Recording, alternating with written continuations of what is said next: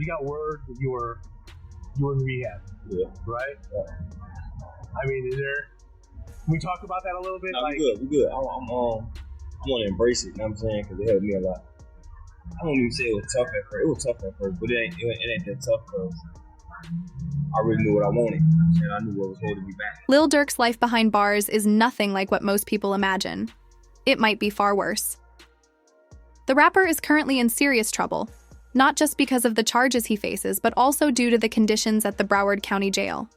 This facility has a dark reputation, with reports of inmates mysteriously losing their lives and deputies brutally assaulting prisoners, despite the presence of CCTV cameras. What makes matters worse is that the public has no access to the footage, raising concerns about transparency and accountability. Recently, a federal magistrate judge in Miami ordered that Lil Durk be held without bond until his transfer to Los Angeles for arraignment. This ruling has placed him in an extremely dangerous environment, forcing him to endure conditions that could put his life at risk. Fans and supporters of the Chicago rapper are deeply concerned, especially given the growing number of horror stories surrounding the jail. Durk's initial arrest, which led to the shocking murder-for-hire conspiracy charge, took place in Miami, a development that left the music community reeling. Authorities apprehended him shortly after detaining 5 alleged OTF affiliates, who were reportedly involved in a plot targeting fellow rapper Quando Rondo. The intended attack tragically resulted in the death of Rondo's cousin, Luab. As more details of the case emerged, the gravity of the situation became apparent. The charges against Durk are severe, carrying potential consequences that could alter the course of his life and career permanently. Despite the daunting circumstances, Lil Durk has chosen to stand his ground. Reports indicate that he plans to plead not guilty, signaling a fierce determination to fight the allegations and prove his innocence. However, the stakes couldn't be higher. If convicted, he could face a lifetime behind bars or even a death sentence. Yet sources close to him suggest that he remains in good spirits, with his only complaint being the poor quality of food in jail. Interestingly, insiders claim that he is getting along well with both the FDC Miami staff and his fellow inmates. Those familiar with the situation describe Durk as incredibly charismatic and agreeable, which may be working in his favor. Nevertheless, his time in Broward County Jail is far from safe. Broward County's jail system is infamous for its mistreatment of inmates, particularly those who are mentally ill, medically vulnerable, or have special needs. The facility has been under intense scrutiny due to repeated allegations of abuse and misconduct by detention deputies. Public Defender Gordon Weeks has been one of the most vocal advocates for inmate rights, calling for a full and transparent investigation into the brutal treatment of prisoners. He has specifically criticized Broward Sheriff Gregory Toney for his refusal to release crucial video footage from the jail's extensive camera system. According to Weeks, these videos could provide much-needed insight into the abuse allegations and hold perpetrators accountable. However, Sheriff Toney has justified his refusal by citing a Florida statute that exempts security system footage from public records. Weeks, on the other hand, argues that the same law allows for the release of such footage to local, state, or federal agencies if it serves their official duties. This legal loophole suggests that the sheriff could provide the videos to the public, defender's office if he chose to, raising suspicions about his unwillingness to do so. The secrecy surrounding the footage has fueled fears that Lil Durk, like many others before him, could suffer severe mistreatment behind bars. Reports from inside the jail paint a grim picture. Some inmates have been beaten under the full glare of security cameras and denied food for days.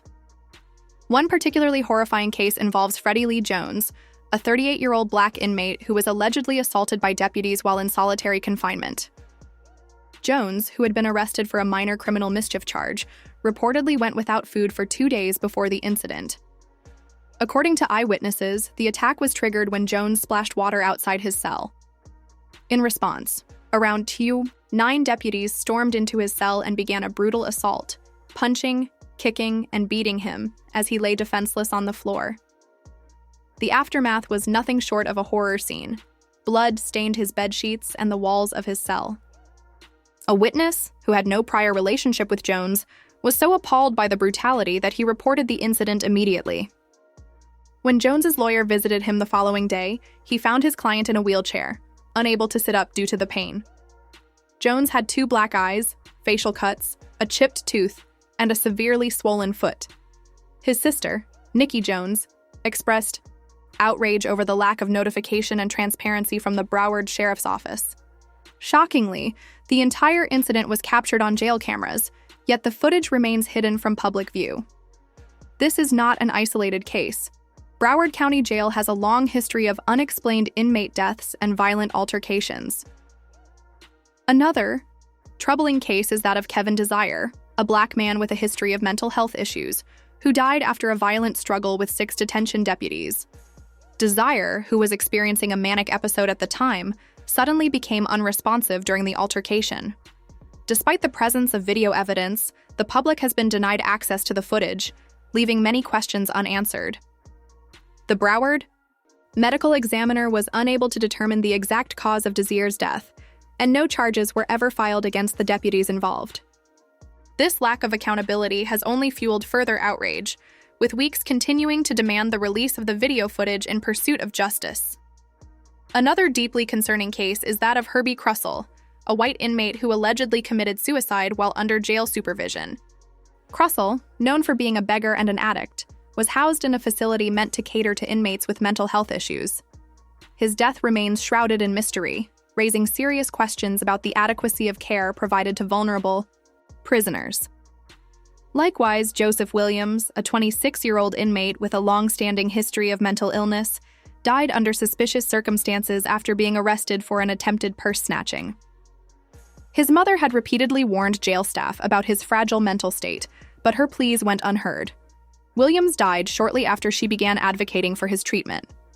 Brutal deputies and mysterious deaths aren't the only things Lil Durk should be concerned about while in Broward County Jail. Reports indicate that drugs frequently make their way into the facility, exacerbating an already dangerous environment. The OTF leader has openly struggled with drug addiction in the past, even checking into rehab earlier this year. Being in a jail where illicit substances are rampant could pose a significant challenge for him as he tries to maintain his sobriety. The situation surrounding Lil Durk is dire. He is not just facing serious legal consequences, but is also in a facility known for corruption, abuse, and secrecy. His case has already drawn national attention, and his supporters are demanding transparency regarding his treatment in custody. While he remains determined to fight the charges against him, the reality of life in Broward County Jail is alarming. With the system stacked against him and a history of mistreatment within the facility, his safety and well-being remain a major concern. As investigations into the jail's misconduct continue, one thing remains clear: the need for transparency and accountability has never been greater.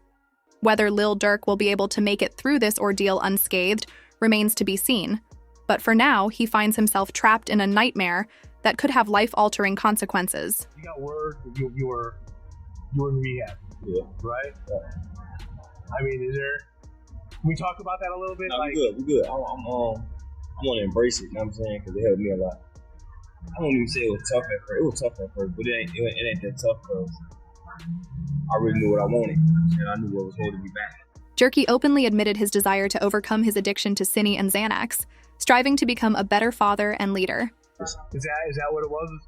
Yeah, I wanted better. I wanted to be a better man, a better father, a better leader. Jerky had worked hard to overcome his struggles, but all that progress now seems at risk. In July of this year, an inmate died from an F overdose, with drugs being smuggled into the jail. This incident could push Durkio back into his old destructive habits. But how did he end up in this situation in the first place? It turns out his downfall stemmed from a failed attempt to take out one of his rivals. Even worse, he was betrayed by someone crucial to the planning and execution of Quando Rondo's attempted murder and the killing of his cousin, Lul P., none other than his associate, Brick Baby. Lil Durk's journey to Broward County Jail took a shocking turn when news broke of his arrest. Initially, rumors swirled that he had tried to flee the country, and many dismissed them as exaggerated blog stories. However, it turned out to be true. The apprehension of Mr. Banks as he attempted to leave the United States is further proof of the FBI's long reach, said the assistant director in charge of the FBI's Los Angeles field office. The feds had been monitoring Durk for a while, having infiltrated his gang and tracked his every move.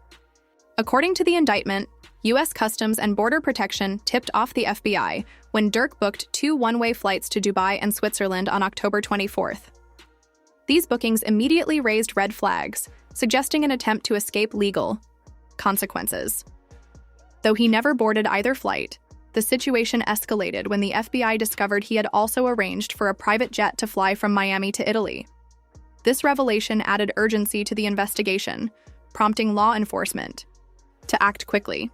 On the evening of October 24th, just an hour before his scheduled departure to Italy, FBI agents arrested Lil Durk at a Miami area airport. The swift action ensured he wouldn't evade justice. A federal magistrate judge later ordered him held without bond at Broward County Jail until his transfer to Los Angeles for arraignment. The federal indictment revealed that 5 members of OTF, Cav London Grant, DeAndre Dantrell Wilson, Keith Jones, David Brian Lindsay, and Asa Houston were charged in Los Angeles for plotting to kill rapper Quando Rondo. The alleged assassination attempt was believed to be retaliation for King Von's death.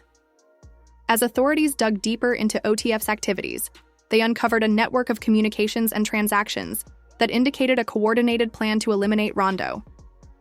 Prosecutors alleged the suspects used OTF-affiliated credit cards to book flights and rental cars linked to the shooting, leaving a trail of evidence.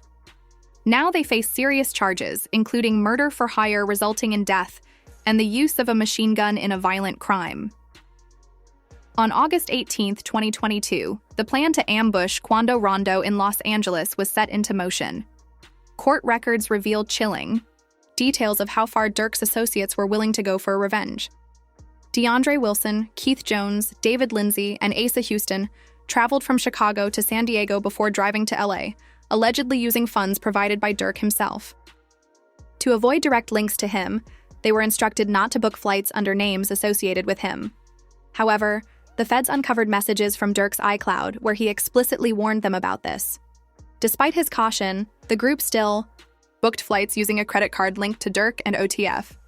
Upon arriving in LA, the OTF members met with Con Grant, a key associate who had flown in on a private jet. But the newly updated indictment contained an even more shocking detail. Lil Durk was on that private jet with Grant. Grant played a pivotal role in securing hotel accommodations, purchasing ski masks, and acquiring 2 luxury sedans for the ambush. Court records also state that Grant provided firearms to Jones, Lindsay, and an unidentified third shooter. As Quando Rondo moved around Los Angeles in a Cadillac Escalade, the OTF members tracked his location. Eventually, he stopped at a gas station, an unfortunate mistake. Asa Houston strategically parked behind the station, setting the stage for the ambush. As Rondo and his group stopped, Jones, Lindsay, and the third shooter exited their vehicle, armed and ready. A hail of bullets erupted, targeting Rondo. Tragically, his cousin, Lil Pab, who was standing outside the Escalade, was struck and killed, while Rondo miraculously escaped unharmed. After the failed hit, the suspects regrouped at an In-N-Out Burger, allegedly discussing payment with Con Grant before heading back to Chicago via San Diego. As law enforcement pieced together the attack, one major revelation stood out. Multiple people were cooperating with authorities. A well-known hip-hop commentator took to social media to share his findings, noting that 3 co-conspirators had their names hidden in the indictment.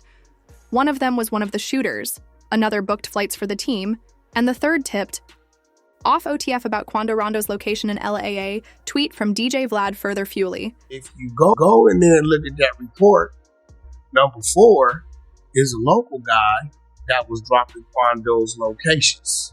According to WAC, the world initially believed that the Atlanta shooting, which nearly took Quando Rondo's life and resulted in the death of his cousin, was the result of a drug deal gone wrong involving Armenians or Persians.